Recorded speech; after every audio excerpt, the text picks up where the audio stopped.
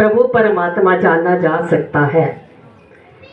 तो साथ संगत यहाँ आसपास रहने वाले जितने भी सज्जन बहन भाई बच्चे कहीं ना कहीं प्रभु श्री राम जी के भगत हैं, कहीं ना कहीं भगवान श्री कृष्ण जी महाराज की पूजा अर्चना करते हैं।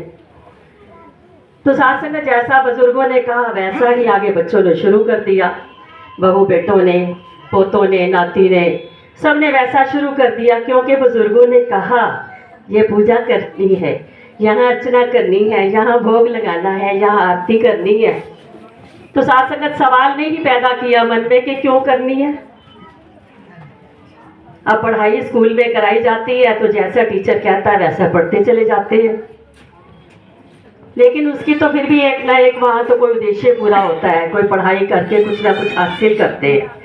लेकिन यहाँ जो बरसों बरस हम पूजा अर्चना याचना बुजुर्गों के कहने पर करते चले जा रहे हैं, इससे हमें लाभ क्या मिलता है? केवल मेरी एक रिचुअल है जो पूरी होती है, रोजाना करना है तो करना है, समय नहीं है तो जल्दी जल्दी कर लेना है, लेकिन क्वेश्चन नहीं किया कभी कि ये क्यों कर रहे हैं।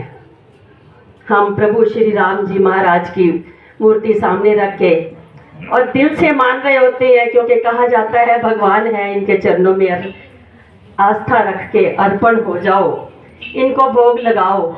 शासक सवाल नहीं खड़ा करते कि क्यों लगाएं, ये हमें क्या दे रहे हैं। केवल मन की शासक एक थोड़ी देर की संतुष्टि के लिए हम कर लेते हैं। लेकिन आज ये ब्रह्म ज्ञानी संत महात्मा इस बात को खंडित नहीं करने आए कि ये पूजा अर्चना गलत है। वो केवल यही कहना चाह रहे हैं कि प्रभु परमात्मा, अब भगवान श्री रामचंद्र जी महाराज ने भी तो गुरु किया था। उन्होंने गुरु वशिष्ठ जी चरणों में जाकर मांग की थी। जब उन्होंने कहा, दरवाजा खटखटाया तो आगे से कहा कौन? कहने लगे कि मैं यही तो जानने आया हूँ, मैं कौन हूँ।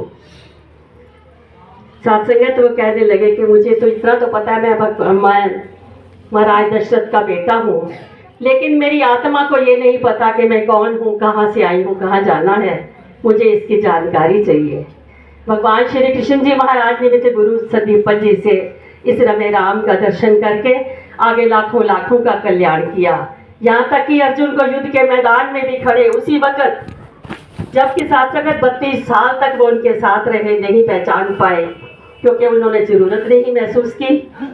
वो उनको सखा मित्र कहते रहे, लेकिन जब जरूरत महसूस की तो वहीं यह मांग रख दी कि प्रभु मैं नहीं कर सकता ये।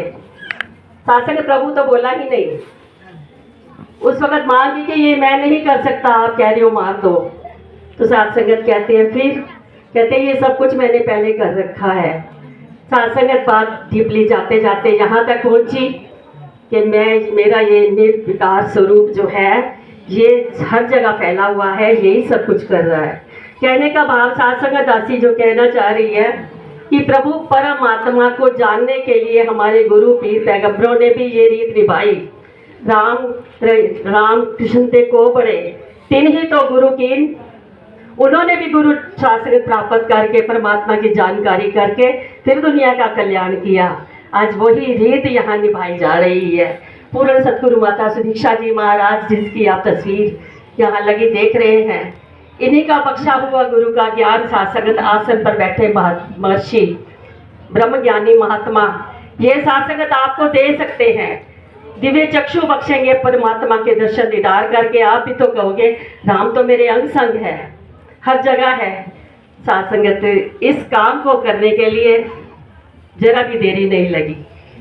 तुक दम करारी जे करे हाजिर हजूर खुदा है। साथ संगत एक पल, जो एक पल में राम मिला दे, करे ना अनाकानी वो ब्रह्म ज्ञानी, ढूंढो वो ब्रह्म ज्ञानी। आज साथ संगत आपके बहुत ऊंचे भाग हैं। एक ब्रह्म ज्ञानी नहीं, ब्रह्म ज्ञानियों की साथ संगत इतनी बड़ी तादाद आप संतों के बीच में, आपके इस सासंगत गांव में, आपके इस बहुत भाग्यशाली स्थान पर चल कर आए हैं कि आओ रब दे दर्शन कर दो। संदेशा है इंसाना नू, मुर्शद बंदा पिया बनाए मेरे दे हैवाना नू। आओ प्रभु परमात्मा की जानकारी करके इस निराकार के, इस प्रभु के, इस राम जी के, इस कृष्ण के दर्शन हर पल करके जिंदगी को सुखद और सुंदर और आनंदमय बना ले। प्यार से कहना जी।